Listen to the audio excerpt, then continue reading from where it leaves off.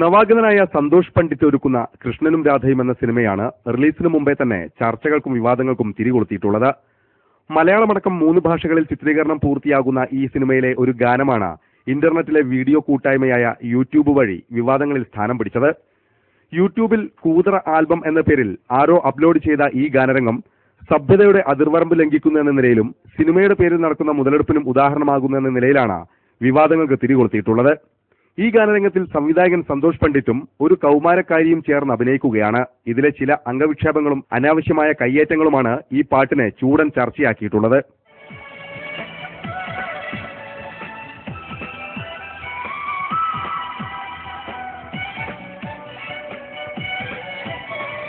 കല്യാണ പെണ്ണെ കസ്തൂരി മൈനെ കണ്ണു തട്ടാതെ കണ്ണിമ വെക്കാതെ സ്വരിടമേളം നാദസ്വരം വേണം 7 സ്വരം വേണം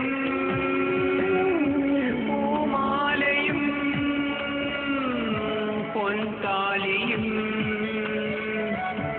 മൈലാഞ്ചിയും പ്രിയേ ഓ പ്രിയേ രാത്രി ശുഭരാത്രി ഇനിയെന്നും ശിവരാത്രി ജന്മം പുനർജന്മം നീ എന്നും കാമാക്ഷി പ്രേമം പുതുപ്രേമം നീ എന്നും അനുരാഗി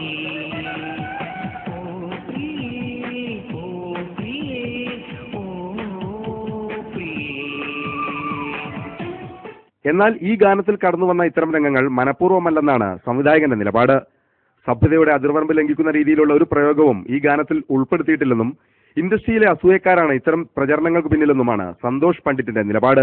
മനഃപൂർവ്വമല്ല, അങ്ങനെ സംഭവിച്ചിട്ടുണ്ടെങ്കിൽ തീർച്ചയായിട്ടും അത് ഒരു ആത്മാർത്ഥമായിട്ടാണ് ആളുകൾ വിമർശിക്കുന്നത്. വിമർശനം 2 തരം ഉണ്ടല്ലോ. ഒന്ന് എങ്ങനെയും നശിക്കട്ടെ, ഇവൻ ഇനി ഒരിക്കലും നന്നാവരുത്, കാരണം ഇങ്ങനെയൊക്കെയുള്ള പ്രതിഭയുള്ളവർ വന്നു കഴിഞ്ഞാൽ എന്നുള്ള രീതി വരാം.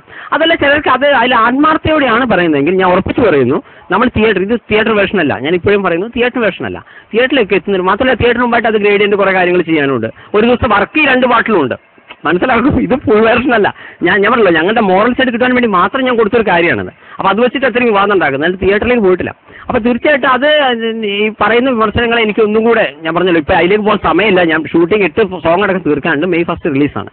അപ്പോൾ അതൊന്നും കൂടെ ഞാൻ കണ്ട് കുറച്ചുകൂടെ നിങ്ങൾ പറഞ്ഞ പോലെ അങ്ങനെ ചെയ്തിട്ടുണ്ടെങ്കിൽ ബൈ ചാൻസ് സംഭവിച്ചതാണ്. കാരണം വെച്ചാൽ ഫിലിം ഡയറക്റ്റ് ചെയ്യുകയും അഭിനയിക്കുകയും ചെയ്തത് ഞാൻ തന്നെയാണ്. അപ്പോൾ അവിടെ വിഷ്വലിൽ എവിടെയെങ്കിലും ഇത് വന്നിട്ടുണ്ടോ എന്നുള്ള എനിക്ക് അത്ര നോക്കാൻ പറ്റിയില്ല. പിന്നെ ഞാൻ കുറച്ച് നീളമുള്ള കുട്ടിയാണ്, ആ കുട്ടിയാണെങ്കിൽ കുറച്ച് ചെറിയ കുട്ടിയാണ്. അപ്പോൾ ബാക്കിലൂടെയൊക്കെ വരുമ്പോൾ എനിക്ക് ഇവിടെ വിഷ്വൽ കാണുകയൂടെ ചെയ്യുമ്പോഴേ എനിക്ക് അതിൻ്റെ അത് മനസ്സിലാവുന്നുള്ളൂ. അപ്പോൾ ഇതെല്ലാം കഴിഞ്ഞ് എഡിറ്റിങ്ങിൽ വരുമ്പോൾ എന്താ വെച്ച് കഴിഞ്ഞാൽ നമുക്ക് ഒരു സോങ് ഓപ്പറി എന്നുള്ള സോങ് എൻ്റെ ഓർമ്മയിൽ 5.5 മിനിറ്റ് സോങ്ങാണ്. അപ്പോൾ നമ്മൾ ആ 5.5 മിനിറ്റ് അളന്ന് മുറിച്ചിട്ടാണ് ഞാൻ ചെയ്തിരിക്കുന്നത്. ഇപ്പൊ തന്നെ എറണാകുളം ക്യാമ്പസിൽ വരെ വളരെ എല്ലാ കുട്ടികളും പാടുന്നു എന്നാ പറഞ്ഞത്. വിവാദങ്ങളും ചർച്ചകളും പുരോഗമിക്കുമ്പോൾ ചില ചോദ്യങ്ങൾ മാത്രം ബാക്കി നിൽക്കുന്നു. വെള്ളിത്തിരയുടെയും ടെലിവിഷൻ സ്ക്രീനിന്റെയും ഭ്രമിപ്പിക്കുന്ന ലോകത്തേക്ക് ആകർഷകരായി എത്തുന്നവരെ മുതലെടുക്കുന്നവർ വർദ്ധിച്ചു വരികയാണ്.